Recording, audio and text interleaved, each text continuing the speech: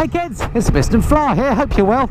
I'm out on another sports bike review, and it's in the oft neglected these days super sport range, because today I'm riding the Yamaha R6, a bike that was revamped last year, quite a bit to everybody's surprise actually, because as I say, this sort of sector has been a little bit neglected, but there's quite a bit of excitement when they updated this bike, because it now looks very much like the R1, and it was a great bike anyway. So could this, I'm wondering, be the perfect sports bike for the road? So stick around and stay tuned, and I'll give you my first impressions review of the Yamaha R6.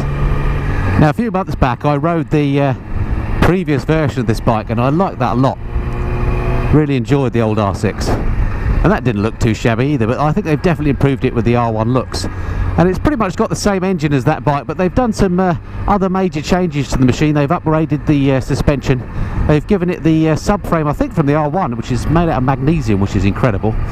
It's got a bigger electronics package, so it really has been upgraded. One thing they haven't done with the bike is upgraded the display. It's still got the old school dial, so if you like that sort of thing, you're going to be happy with that. Personally, I'd rather it was an LCD screen, but small point, because everything you need is there.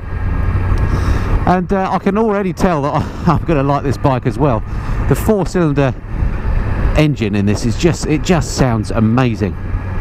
It just begs you to wring its neck, and that's why I said, could this be the perfect sports bike for the road? Because if you're on a litre bike these days, they're just so performant. I just don't think really they have any place on the road, if I'm honest. Whereas bikes like this or the baby Panigale, you can actually ride on the road, and you're not doing absolutely ridiculous speeds. Trust me, you're doing fast enough, but you know, not in the same sort of realms as the big litre class bikes. So really looking forward to riding this over the next hour or so, and seeing what she can do. Just while I'm getting through this busy bit of West Wycombe, just talk through some of the practicalities. Mirrors on this, fair way away from me, work really well, no vibration so far. I can see my elbows a bit in them, but you know, they're as good as any other sports bike. Riding position, you're very tucked up in this very sporty position. Okay, here we go, unrestricted bit. 6th gear, probably not a good idea, let's go with 3rd.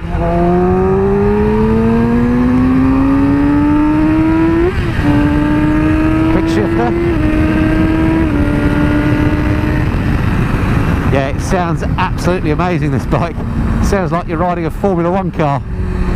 Brilliant. It actually, to be honest, it sounds more angry than it feels. You have to sort of wring its neck to get the performance out of this. If you're riding the R1 like that, you'll be doing 140 miles an hour. Which is what makes this such a fun proposition. Because there is enough power there to have fun on the road, but you're not into, you know, warp speed realms. Just get past this fan.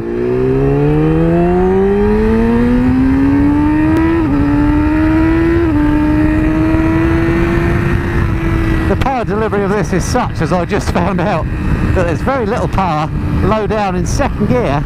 You wind on the throttle and she just doesn't take off. But once you get into 3rd and 4th and the revs start to climb, then she goes. So I don't know how this is mapped in terms of the power band, but it certainly feels a lack of low-end power, which I didn't notice so much with the old bikes. I don't know if that's been changed, but certainly compared to the other bike that I know well, which is of course the Panigale 899, which is a similar sort of bike, albeit with a slightly bigger engine. This is nowhere near the low down punch of that machine, but then the engine is a completely different architecture, so it may not be a fair comparison. Wind protection on this, very nice. Riding along here, reasonable speed, and the wind flow is nice and smooth coming off this screen. I think you could ride this for a fair old distance and you wouldn't be too fatigued. It's actually, although it's a very sporty and aggressive position, it's very comfortable. Much more comfortable than the Panigale, it has to be said. I like it a lot. Handling, of course, is sublime on this. You just think where you want to go and it goes there. Right, let's slow down as I come into this 40. Clutch is nice and easy to use. Quick shifter is slick as you like on this.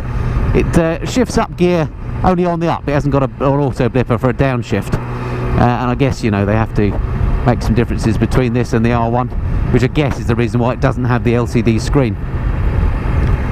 But the upshift is lovely. In terms of the riding position, my legs are tucked right up, tight, and I'm quite well leant forward, but it doesn't feel, oddly, I don't quite know why, but it doesn't feel like I've got lots of weight on my wrists.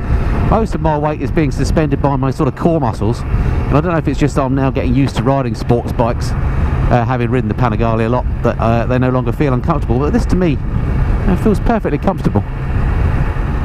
Right, back into the unrestricted area. Let's go down a few cogs. So we're in second.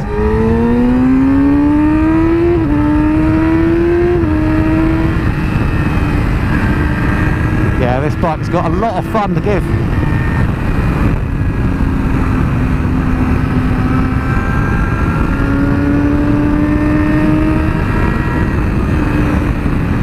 This would be fabulous actually on a track as well. Having said it's a brilliant road bike, you can absolutely wring its neck on the track and have a lot of fun with this.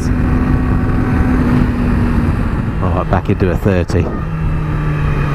Now if there is such a thing as a sensible sports bike, then I think this is it. Because you can ride it, here we are, 29 miles an hour, and it's not complaining at all. It's nice and smooth on the throttle, the 4-cylinder engine, buttery smooth, and you could ride all day long at these slow, normal speeds, and the bike doesn't complain. Yet when you get into the unrestricted areas, you can open her up and have a lot of fun. It really is, I think, the practical sports bike. The handling goes without question, is lovely, which is quite remarkable because the suspension actually feels quite soft as sports bikes go. And again, I'm comparing it with my 899 Panigale, which is a teeth-rattling setup.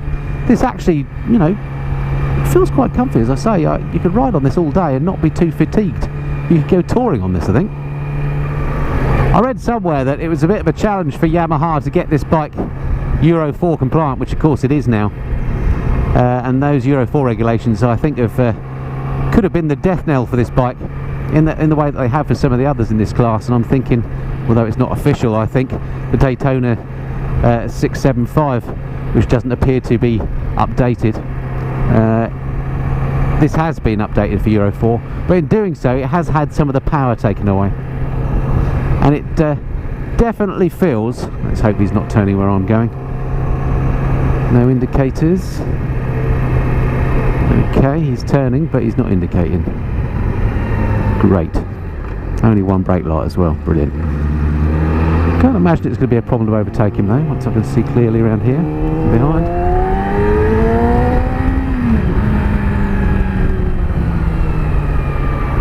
And again.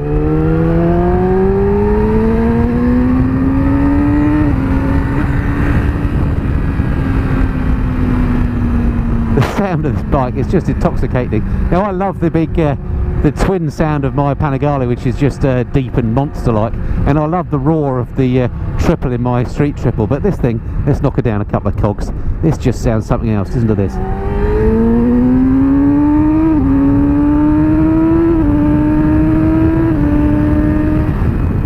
It's the closest thing you'll get to the sound of a Formula 1 car on the road, I'm sure. It's just absolutely wonderful.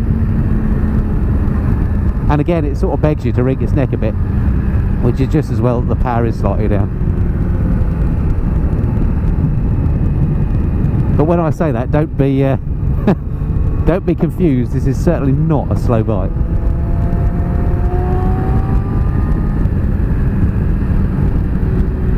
Taking it a little easy around here because these roads are pretty moist. Now, as I mentioned, as part of the upgrades, the bike has had more electronics thrown at it than the old machine,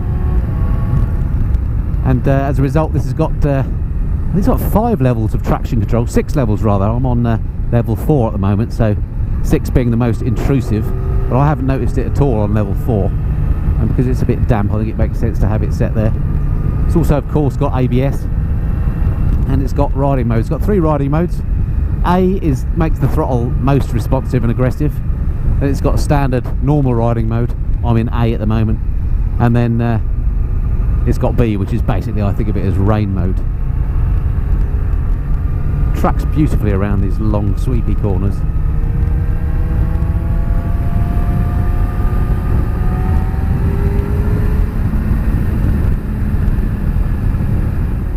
The seat on this actually is quite something in terms of its shape. It's got a lot of space on it, so you can move right back and tuck right down really easily, and you can lay right on the tank, and it is not uncomfortable.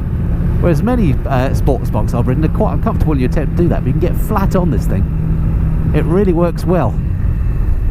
And you can slide forward and then virtually sit upright when you want to, and you want a bit of a rest. Like that.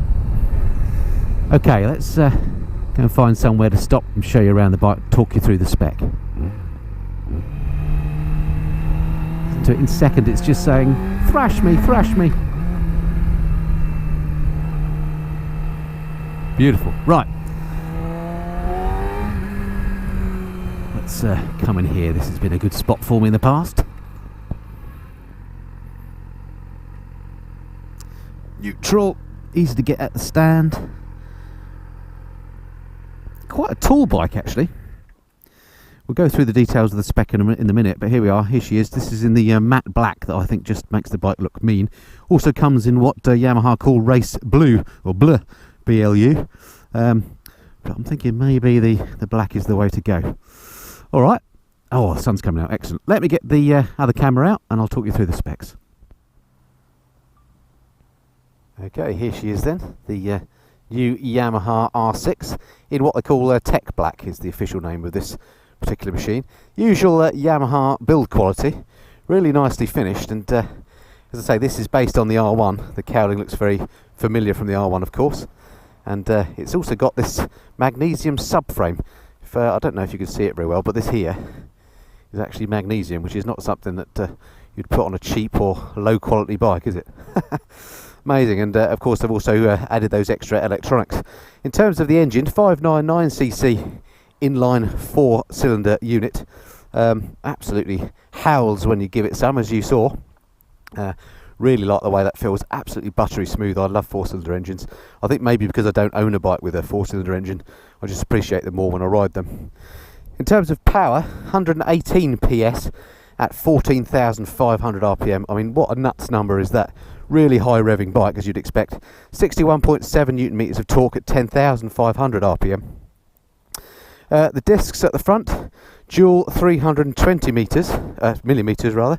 Here we go. So massive, great discs at the front, and those Yamaha calipers, but they work really well.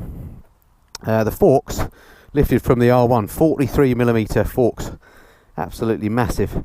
So the suspension's had a considerable upgrade over the old bike. Seat height, as I say, fairly tall, 850mm on this. Quite a narrow bike though, oddly for a 4-cylinder. You can get your feet down. I'm only 5'8", and I'm not finding it a problem at stop. Very light bike, wet. This thing believes, would you believe, 190 kilograms. I mean, that is a lightweight machine. It feels nice and light when you're riding it, of course. That fuel tank looks beautiful with those gills, and I quite like the finish they've got on it as well. That holds 17 litres, so quite a decent sized tank. Electronics, as I say, 6-position traction control, ABS, quick shift, and the riding modes as well. And the price, if you want one of these on the road, £10,999, so 11 grand basically, which I think is a pretty good price for this sort of bike. It certainly looks lovely. Alrighty, what else to say about it? Dual LED position lights at the front, which again, off of the R1, just makes the thing look good. Lovely bike. Alrighty, let me jump back on again, ride it some more. Okie dokie. Ugh. Suspension on this, as I say, at the front lifted off the R1, you can see highly adjustable.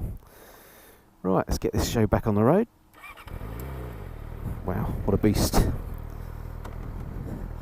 Feels a long way up for your legs when you first get on her. It's like all these things, just a matter of getting used to it.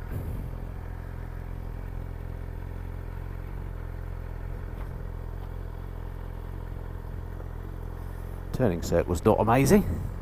I'm going to head back up one of my favourite local roads just to give it one more try. Must take the opportunity to thank the guys up at Powerbiking in High Wycombe, the Yamaha dealer for High Wycombe and the surrounding dealers, for letting me borrow the bike and making the review possible once again. Do check them out if you're in the area. Amazing showroom. It's like the TARDIS in there, loads of stuff. Doesn't look very big from the outside, but it's huge when you get inside. Wow, listen to this thing scream. can't get over how much room there is on this bike to move around. Although the seat itself is relatively hard, you can't get a comfort seat, but you can move around, you can lean right back. I mean, even if you're a tall chap, I think you could fit on this bike okay, even though it's physically quite a small bike. I mean, I can't feel the back of my bum actually feeling the back of the bike when I'm leant right over on the tank like that. It's amazing. And then you can slide right forward and sit upright. I like that. Could be my opportunity.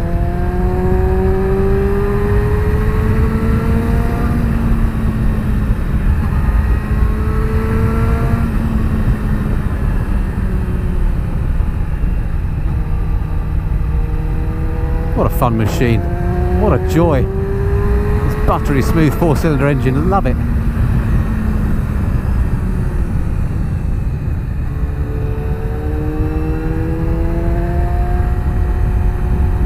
I'm so not used to the power delivery on this, the way it gives it to you at the top and not at the bottom. It's really weird. Just a matter of getting used to it, I guess.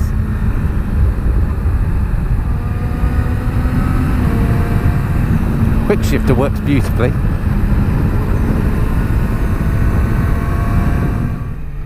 One of the things that I love about the modern day Yamaha still is the switch gear. It's you know, they're proper switches. You can feel when you've moved them. It's not like these PCB ones that just touch contacts onto printed circuit boards. They've got a nice tactile feel to them. They feel like quality switch gear, and not all bike manufacturers do that, it has to be said, so that's a plus point for the Yams. Now, I don't want to, I hate doing reviews where everything about the bike is good, although these days it is quite hard to find a bad bike, it has to be said. I think the only thing about this bike that disappoints me, maybe there's two things, maybe three if I'm really picky. One, I think they could have upgraded the display and made it, even if it was black and white LCD, it would have made that look a bit more modern.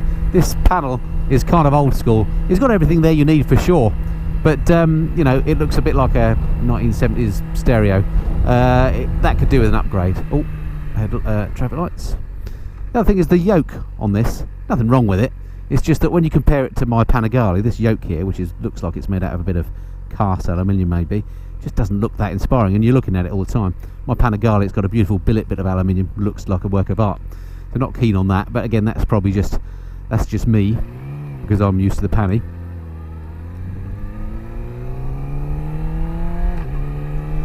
And then the other thing I'm not so keen on is that power delivery. I like a burst of power low down more than I do at the top end, so you can squirt by traffic and stuff easily. Even on this short ride with this bike, I've been caught out a couple of times on overtakes and so on, where I've wound the power on and there's been nothing there below sort of 8,500 RPM. You've got to really work this bike to make it go. But that's just the nature of the bike, and I'm sure you'd get used to that.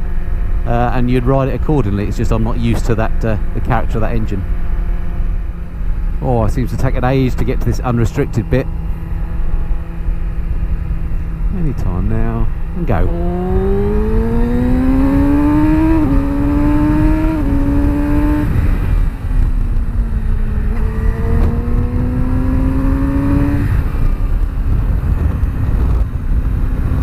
Yep, it's got fun in spades, this bike.